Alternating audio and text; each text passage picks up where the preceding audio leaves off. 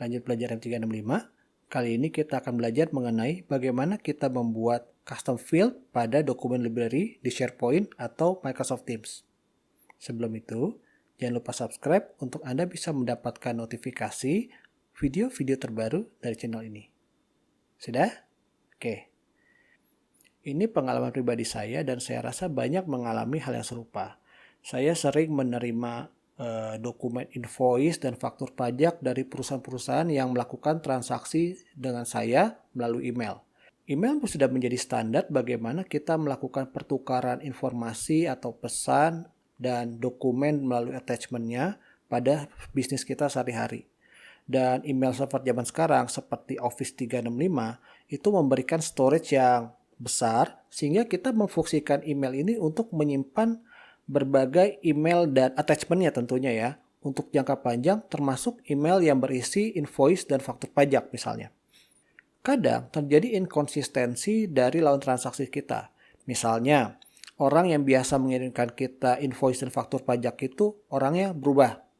Atau struktur nama dari invoice ataupun faktur pajaknya itu berubah. Sehingga kalau kita mau melakukan pencarian, itu akan sulit kita melakukan pencarian untuk attachment dari satu email. Apalagi kalau kita mau melakukan analitik terhadap dokumen-dokumen itu.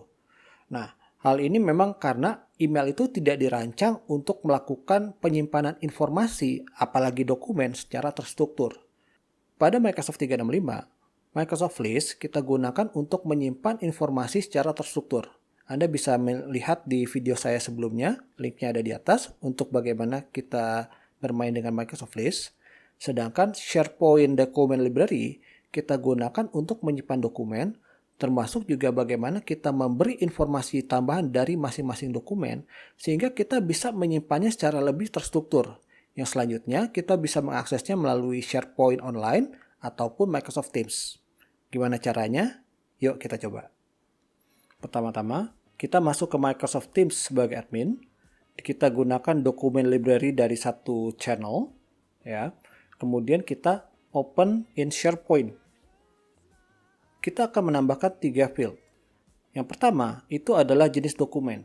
Karena jenis dokumen ini cuma ada 2, yaitu adalah invoice dan faktur pajak, kita pilih di sini adalah choice.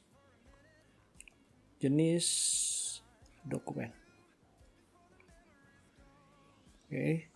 Yang pertama adalah invoice, yang kedua adalah faktur pajak.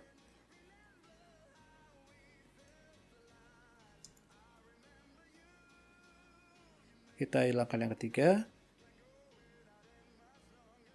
Defaultnya kita masukkan sebagai invoice.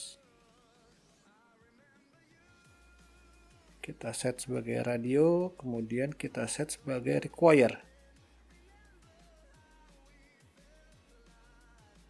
Save. Yang kedua adalah tanggal.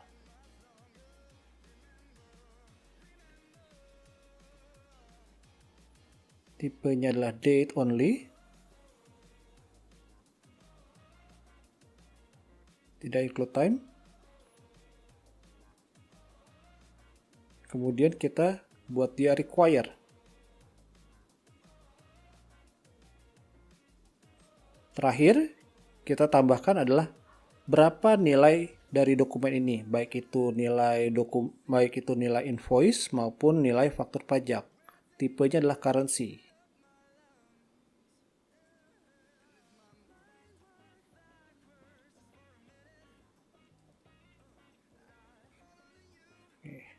Kita set desimalnya 0, kemudian currency formatnya kita set ke Indonesia.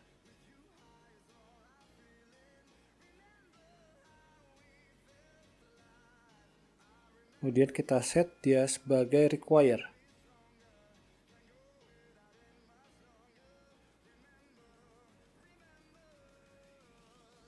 Kita sudah selesai set dokumen library. Sekarang kita login sebagai user. User Budi adalah anggota dari accounting team. Sekarang user Budi akan menambahkan file-file ke dalam dokumen library tadi.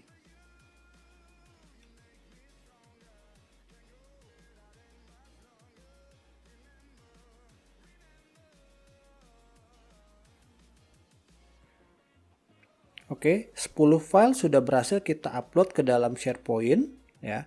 Sekarang kalau kita ingin mengedit atau men-setting properties dari masing-masing file secara manual, kita buka di Open di SharePoint.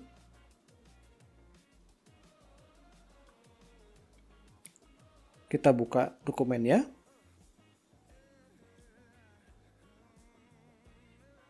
Nah, klik di huruf I sini atau detail pane. Kita masukkan value sesuai dengan data di dokumen.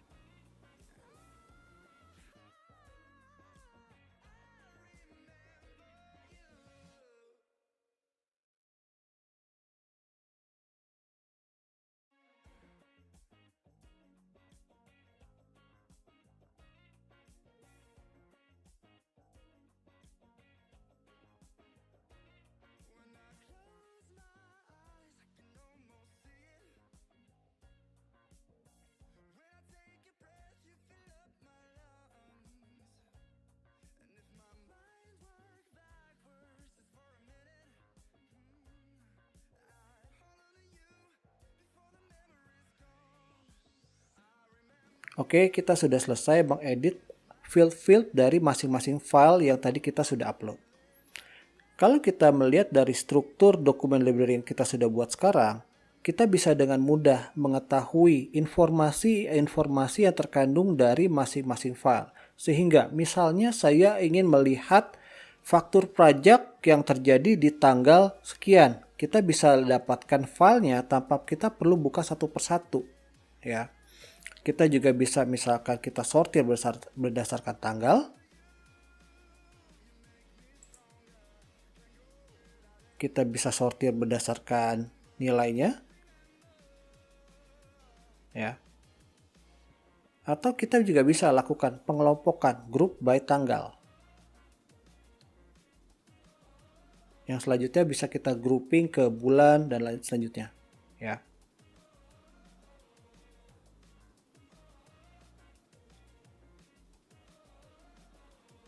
Dari case yang sama, Anda bisa membuat field-field tambahan lainnya. Misalnya, nama perusahaan yang menerbitkan faktur pajak dan invoice tadi, ataupun project-project terkait dari dokumen tersebut.